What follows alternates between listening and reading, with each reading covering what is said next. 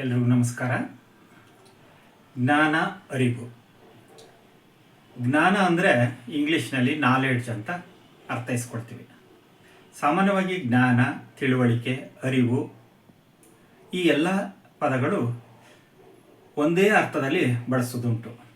ಆದರೆ ಈ ಪದಗಳನ್ನು ನಾವು ಅನುಭವಕ್ಕೆ ತಕ್ಕಂತೆ, ಸಂದರ್ಭಕ್ಕೆ, ಸನ್ನಿವೇಶಕ್ಕೆ ಅನುಸಾರವಾಗಿ ನಾವು ಈ ಪದವನ್ನು ಬಳಸಿದಾಗ ಒಂದು ವಿಶೇಷವಾದಂಥ ಅರ್ಥವನ್ನು ಕೆಲವು ಪದಗಳು ಪಡ್ಕೊಳ್ತವೆ. ಇನ್ನು ಕೆಲವು ಪದಗಳು ಭಿನ್ನ ಅನ್ನಿಸ್ತವೆ.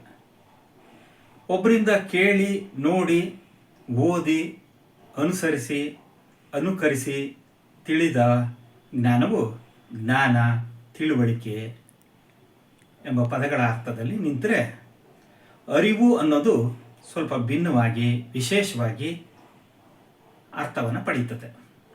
ಹೇಗೆಂದರೆ, ಸಾಮಾನ್ಯವಾಗಿ ನಾವು ಮನೆಯಲ್ಲಿ ಚಿಕ್ಕ ಮಗು ಇದ್ದರೆ ಆ ಮಗುವಿನ ಮುಂದೆ ದೇವರ ಮನೆಯಲ್ಲೋ ಅಥವಾ ಅಂಗಳದಲ್ಲಿಯೋ ಹಚ್ಚಿ ಇಟ್ಟಂತಹ ದೀಪವನ್ನು ಮುಟ್ಟಬೇಡ ಅಂತ ಹೇಳ್ತೀವಿ. ಅದು ದೀಪ ಮುಟ್ಟಿದರೆ ಸುಡುತ್ತೆ ಅಂತ ಅದಕ್ಕೆ ಜ್ಞಾನವನ್ನು ಮೂಡಿಸ್ತೀವಿ, ತಿಳುವಳಿಕೆಯನ್ನು ಮೂಡಿಸ್ತೀವಿ. ಆದರೆ ಆ ಮಗು ನಾವು ಎಷ್ಟು ಸಾರಿ ಆ ದೀಪದಿಂದ ಎಳೆದು ಹೊರಗೆ ತಂದು ಬಿಟ್ಟರೂ ಕೂಡ ಮತ್ತೆ ಆ ದೀಪದ ಹತ್ರಕ್ಕೆ ಹೋಗುವ ಮನಸ್ಸನ್ನು ಮಾಡ್ತಾ ಇರ್ತದೆ. ಆದರೆ ನಾವು ಹೇಳಿರ್ತೀವಿ, ಅದಕ್ಕೆ ತಿಳುವಳಿಕೆ ಮೂಡಿಸಿದ್ದೀವಿ, ಮಗು ದೀಪವನ್ನು ಮುಟ್ಟಿದರೆ ಸುಡುತ್ತದೆ ಅಂತ. ಆದರೂ ಬಾಲ ಸ್ವಭಾವದಿಂದ ಮಗು ಒಂದು ಸಾರಿ ಏನು ಮಾಡುತ್ತೆ, ನಮ್ಮ ಕಣ್ಣು ತಪ್ಪಿಸಿ ಹೋಗಿ ದೀಪವನ್ನು ಮುಟ್ಟಿಬಿಡುತ್ತೆ. ತಕ್ಷಣ ಮಗು ಹೊಳಕ್ಕೆ ಶುರು ಮಾಡುತ್ತೆ. ಆಗ ಮಗು ಅಳ್ತಾ ಇದೆ. ಯಾಕೆ ಅಂತಂದರೆ ದೀಪ ಸುಟ್ಟಿದೆ.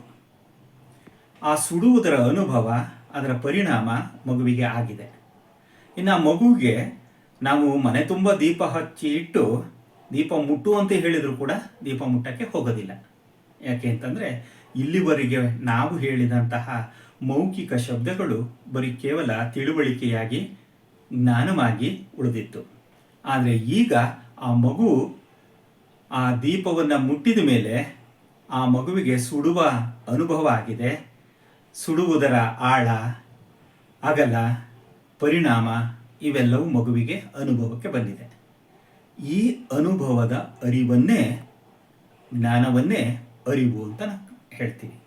ಅದಕ್ಕಾಗಿಯೇ ನಮ್ಮ ವಚನಕಾರರು ಈ ಜ್ಞಾನ ಅನ್ನೋದು, ತಿಳುವಳಿಕೆ ಅನ್ನೋದು ಬರೀ ಕೇವಲ ತಿಳುವಳಿಕೆ, ಆದರೆ ಅರಿವು ಅಂದರೆ ನಡೆಯಿಂದ ನುಡಿ ಹುಟ್ಟಿದ ಜ್ಞಾನವೇ ಅರಿವು ಎಂದು ಭಾವಿಸಿದ್ದರು, ನಂಬಿದ್ದರು. ಅಂತಹ ವಚನಕಾರರ ದೃಷ್ಟಿಯಲ್ಲಿ ನಾವು ಬದುಕಬೇಕಾಗಿದೆ.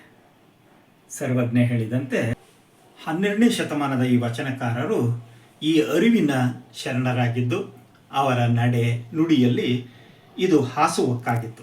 ಆದ್ದರಿಂದ ಅಂದು ಭರತಖಂಡದ ಜನರು ಕಲ್ಯಾಣದತ್ತ ಮುಖ ಮಾಡಿ ಇದ್ದನ್ನು ನಾವು ಕಾಣಬಹುದು. ತನ್ನಂತೆ ಪರರ ಬಗೆದೊಡೆ ಕೈಲಾಸ ಭಿನ್ನಾಣವಕ್ಕೂ ಸರ್ವಜ್ಞ ಎಂಬಂತಹ ಸರ್ವಜ್ಞನ ನುಡಿಯಂತೆ ದೀಪದಿಂದ ಸುಟ್ಟುಕೊಂಡ ಮಗು ದೀಪವನ್ನಲ್ಲ, ಇನ್ನು ದೀಪವನ್ನು ಮುಟ್ಟೋದಿರಲಿ, ಆ ದೀಪದಿಂದ ಇನ್ಯಾರನ್ನಾದರೂ ಸುಡುವ ಮನಸ್ಸನ್ನು ಕೂಡ ಮಾಡೋದಿಲ್ಲ. ಯಾಕೆ ಅಂತಂದರೆ ಆ ಸುಡುವ ಅರಿವು ಆ ಮಗುವಿಗೆ ಆಗಿದೆ. ಇಂದು ನಾವು ಇಂತಹ ಅರಿವಿನಿಂದ ಕೂಡಿರುವ ಜಗದ ಜನರನ್ನು ದುರ್ಬಿನ್ನಾಕಿ ಹುಡುಕಬೇಕಾಗಿದೆ. ಆದರೆ ಅವರು ಸಿಗ್ತಾರೋ ಇಲ್ವೋ ಎನಿಸುತ್ತದೆ. ಹೀಗೆ ಜ್ಞಾನ, ತಿಳುವಳಿಕೆ, ಅರಿವು ಈ ಶಬ್ದಗಳು ಒಂದೇ ಸಾಲಿನಲ್ಲಿದ್ದರೂ ಅರಿವು ಎಂಬುದರ ಅರ್ಥ ವಿಶೇಷವಾಗಿರುತ್ತದೆ. ನಮಸ್ಕಾರ.